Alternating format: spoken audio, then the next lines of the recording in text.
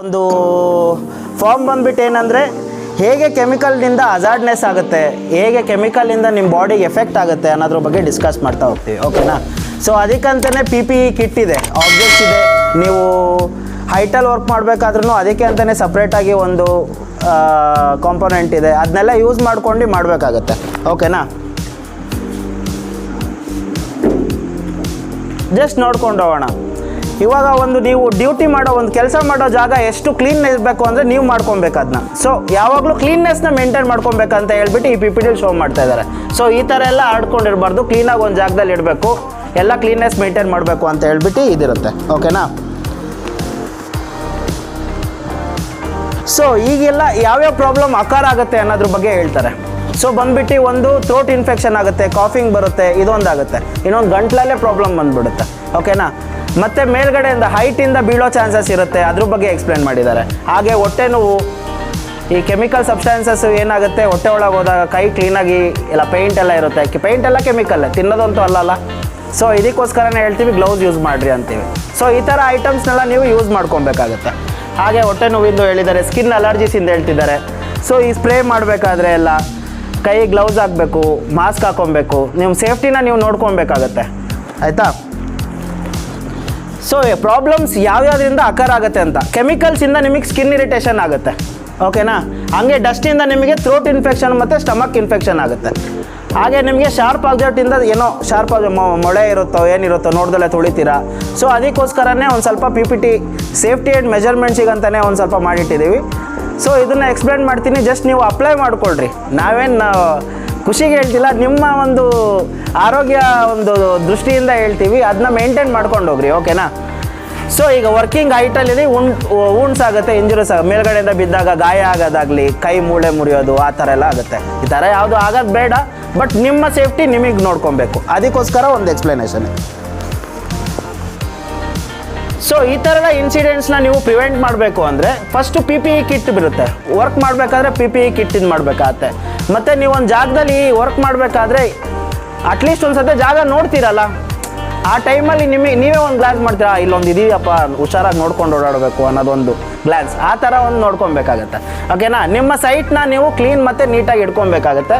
ಹಾಗೆ ಮತ್ತು ಹೈಟಲ್ಲಿ ವರ್ಕ್ ಮಾಡೋರು ಸ್ವಲ್ಪ ಹಾರ್ಡ್ನೆಸ್ ಆಗಿ ವರ್ಕ್ ಮಾಡಬೇಕಾದ್ರೆ ಸ್ವಲ್ಪ ಈ ಥರ ಕಿಟ್ಸ್ಗಳಿರ್ತವೆ, ಮಾಡಿರಿ. ಸಾರ್ವೆ ಯೂಸ್ ಮಾಡ್ತಾರೆ ಒಬ್ರೊಬ್ರು, ಏನಿಲ್ಲ ಸುಮ್ಮನೆ ಹಂಗೆ ಜೋಕಾಲಿ ಟೈಪ್ ಇಳಿಸ್ಕೊಳ್ತಾರೆ, ಅದರಲ್ಲೇ ಹೊಡಿತಿರ್ತಾರೆ, ಏನಾಗುತ್ತೆ ಏನಿಲ್ಲ.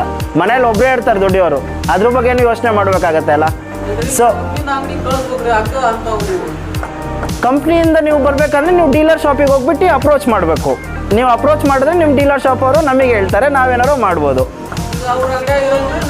ನೀವು ಮಾತಾಡಬೇಕು, ಇವಾಗ ನೀವು ನನಗೆ ಮಾತಾಡಿದ್ರಿ, ಅದೇ ಡೀಲರ್ ಶಾಪಿಗೆ ಮಾತಾಡಿದ್ರೆ ನಿಮಗೆ ಏನಾರೋ ಒಂದು ಸಿಗ್ತಿತ್ತು. ಸೊ ಆಯಿತಾ? ಸೊ PPE ಕಿಟ್ಟಲ್ಲಿ ಏನೇನು ಬರುತ್ತೆ? ಹೆಲ್ಮೆಟ್ ಬರುತ್ತೆ, ಪ್ರೊಟೆಕ್ಟ್ ಫ್ರಮ್ ಫಾಲ್ಸ್. ಎಲ್ಲರೂ ಬಿದ್ದರೆ ನಿಮಗೇನೂ ಆಗಬಾರ್ದು ತಲೆಗೆ ಅನ್ನೋದಕ್ಕೆ ಹೆಲ್ಮೆಟ್ ಅಂತ ಯೂಸ್ ಮಾಡ್ತೀವಿ.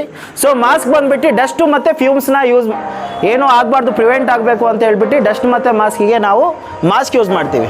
ಗ್ಲೌಸ್ ಏನು ಮಾಡ್ತೀವಿ, ಸ್ಕಿನ್ನಿಗೆ ಯಾವುದೇ ಥರ ಕೆಮಿಕಲಿಂದ ಎಫೆಕ್ಟ್ ಆಗಬಾರ್ದು ಅಂತ ಗ್ಲೌಸ್ ಯೂಸ್ ಮಾಡ್ತೀವಿ. ಓಕೆನಾ? ಐವೇರ್ ಪ್ರೊಟೆಕ್ಷನ್ ಇರುತ್ತೆ, ಡಸ್ಟಿಂದ ಯಾವುದೇ ಥರ ಕಣ್ಣಿಗೇನು ಪ್ರಾಬ್ಲಮ್ ಆಗಬಾರ್ದು ಅಂತ ಐವೇರ್ ಇರುತ್ತೆ. ಸೇಫ್ಟಿ ಹಾರ್ನೆಸ್ ಇರುತ್ತೆ, ಹೈಟಿಂದ ಏನಾರೋ ಕೆಲಸ ಮಾಡಬೇಕಾದ್ರೆ ಈ ಥರ ಇರುತ್ತೆ, ಸೇಫ್ಟಿ ಹಾರ್ನೆಸ್ ಯೂಸ್ ಮಾಡ್ಕೊಂಡು ಕೆಲಸ ಮಾಡಬೇಕು. ಹಾಗೆ ಬೂಟ್ಸ್ ಇರುತ್ತೆ, ಶಾರ್ಪ್ ಆಬ್ಜೆಕ್ಟ್ ಹೇಳಿದೆ, ಮೊಳೆ ಗಿಳೆ ಏನಾರೋ ಇರುತ್ತೆ. ಸೊ ಅದರಿಂದ ಪ್ರಿವೆಂಟ್ ಆಗೋಕ್ಕೋಸ್ಕರ ಏನು ಮಾಡಬೇಕಾಗತ್ತೆ, ಶೂ ಹಾಕ್ಕೊಂಡ್ರೆ ಒಳ್ಳೆಯದು, ಆ ಟೈಪ್ ಇರುತ್ತೆ. ಓಕೆನಾ? ಸೊ ಇದರಲ್ಲಿ ಎರಡಲ್ಲಿ ಯಾವ್ದು ರೈಟ್ ವೇ? ಇವಾಗ ನೀವೆಲ್ಲ ಆಲ್ಮೋಸ್ಟು ಯಾವುದ್ರಲ್ಲಿ ಪೇಂಟ್ನ ಕಲಿಸ್ತೀರಾ, ಕೋಲ್ ಏನಾರು ಹಿಡ್ಕೊಳ್ತೀರಾ, ಇಲ್ಲ ಕೈಯಲ್ಲೇ ಕಲಿಸ್ತೀರಾ, ಕೈಯಲ್ಲೇ. ಸೊ ಇದೇ ಡಿಫ್ರೆನ್ಸು.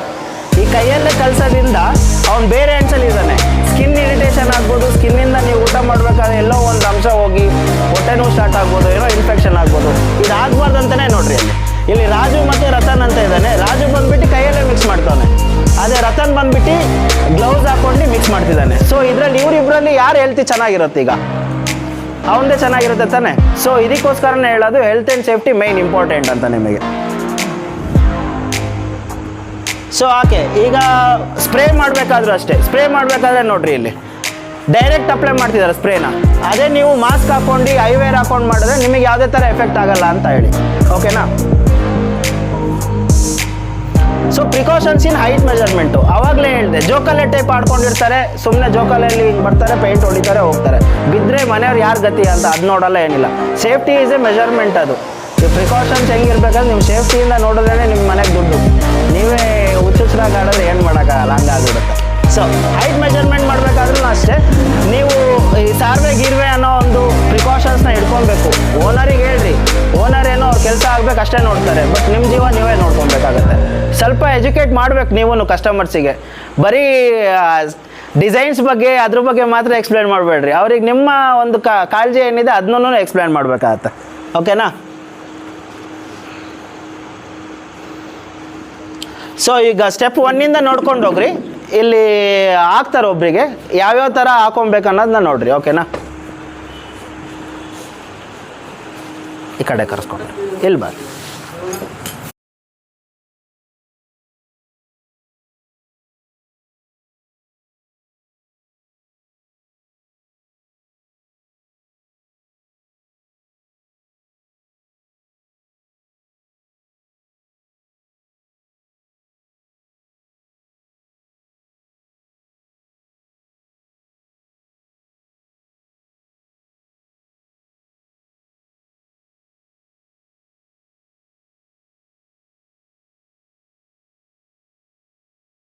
ಮತ್ತೆ ಭೇಟಿಯಾಗೋಣ.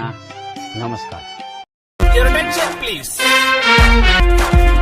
Here we meet one